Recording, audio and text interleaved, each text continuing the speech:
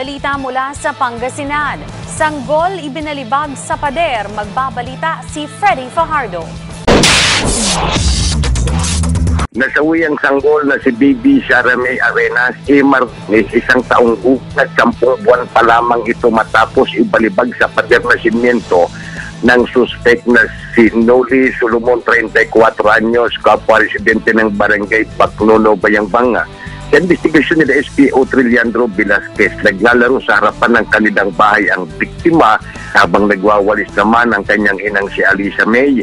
Nang biglang lapitan ng suspect at ito ay sinaktan at pagkatapos binuhat, ibinalibag sa pader na simento.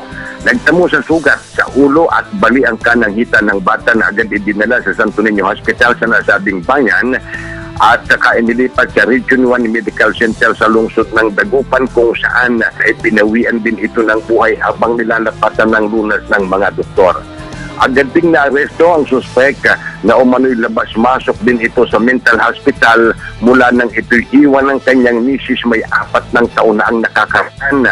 At dagdag pa ni Velasquez, dinala uli ito ng MSWD at PNP kasama ang ina nitong si Solomon sa mental hospital sa Mandaluyong City pang muling ipagamot, habang ang bangkay ng batang si Sara May nakaburol sa kanilang bahay sa Bacnono, Bayambang.